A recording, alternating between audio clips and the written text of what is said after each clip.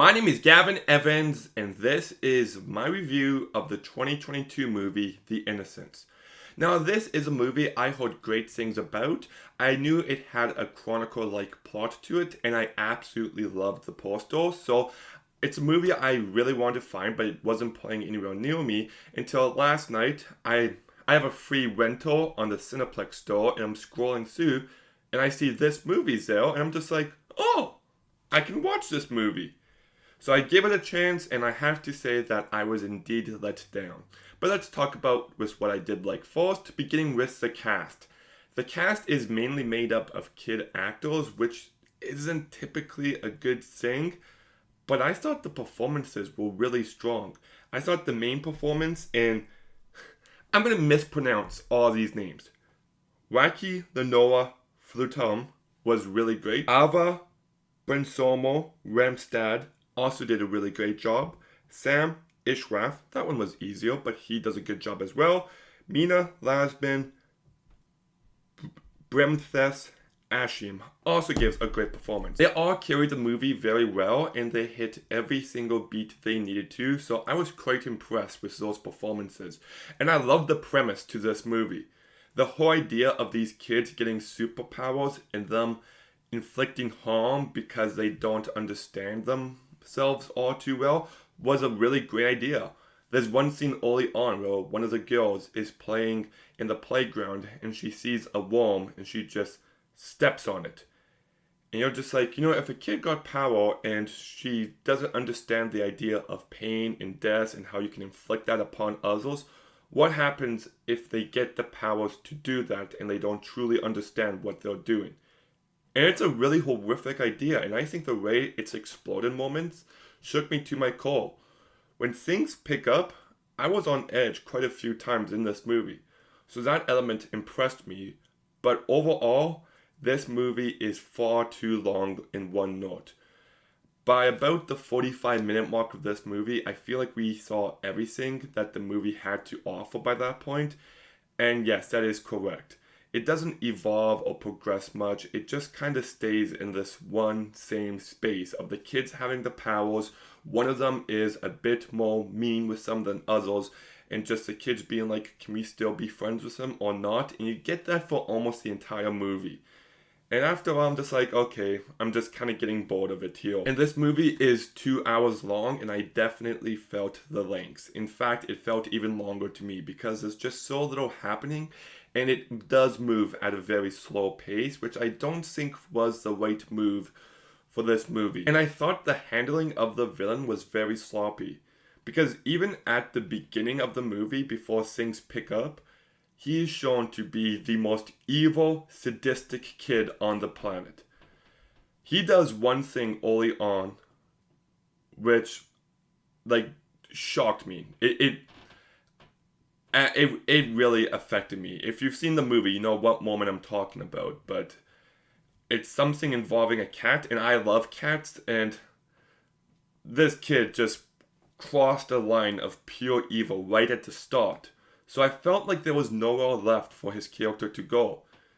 Yes, he becomes a bit more powerful as the movie progresses, but you've already solidified him early on as the villain. If though the kids and they're playing and they're having fun, and then the kid becomes meaner and meaner and meaner, then there'd be some sense of progression or escalation, but the movie doesn't do that. So that also does contribute to the very one-note feel of this movie. And I also didn't like how the villain gets more powerful later on in the movie. I thought his powers at the start were a lot more interesting, but then later in the movie, it turns out he can do something else, and I'm just like, oh, well, that just doesn't make for as interesting of a movie. Like, you can argue the idea behind it's really horrific, but just entertainment-wise, it's just kind of like, didn't really do all too much for me. And the kids just kind of get powers. There's no real explanation to it.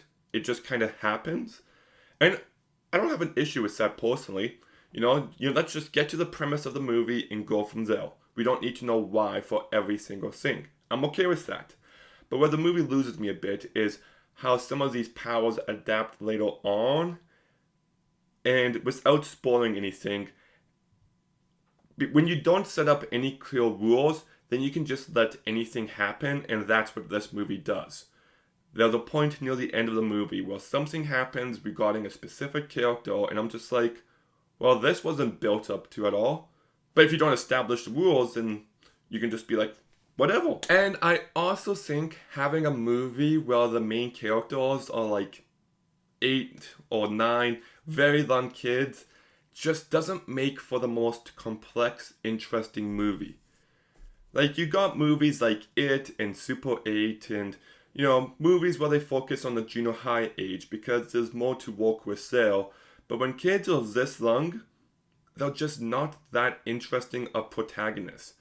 They lack any bit of complexity, and I felt that here. I'm just like, you know what? These characters just aren't that interesting. Like, I wish the movie focused on the parents a bit more, or maybe because there's strange deaths happening, the cops get involved, and therefore you can have a subplot where the parents or adults are the focus. So then you could do something a bit more with the movie there, but the movie doesn't do that. I also did find this movie to be incredibly cold. There's so many horrific things that happen, and this movie should have tugged at my heartstring in points, and it just never tries to. I wish this movie just allowed itself to be more emotionally accessible, because I think it could have had some very powerful, heartbreaking moments. Because I felt nothing while watching it. And the last point I'll make is a point that I'm sure lots of people who watch this movie will make, and it's the fact that if you want to watch a movie where some kids get powers that they don't truly understand, then just watch Chronicle. I think that movie has much more compelling characters. I think it has a lot more emotion to it. And even though it does get bogged down by the low budget and by the found footage aspect in moments, it's still a much better story. That's not to say this movie is entirely bad, but it just didn't do all too much for me. Lots of great moments, lots of potential with this story, but the overall execution of it just left me cold. I couldn't get as invested in it as much as I wanted to, and lots of that also has to do with the very one-note nature of this movie and just how overlong it is. You make this movie a title hour and 20 minutes, you reveal the villain at about the 45-50 minute mark, and you go from there. I think you've got yourself a much stronger movie, but that's not the movie we got. So I'm going to go ahead and give The Innocents a 4 out of 10. I was hoping that this could be a lesser known movie that I could recommend to people, but I gotta be honest, and the truth is this movie disappointed me. But have you seen The Innocents? What did you think about it? Let me know in the comments down below. Make sure you like, make sure you comment, make sure you subscribe. Stay tuned for some more videos soon, and Gavin out.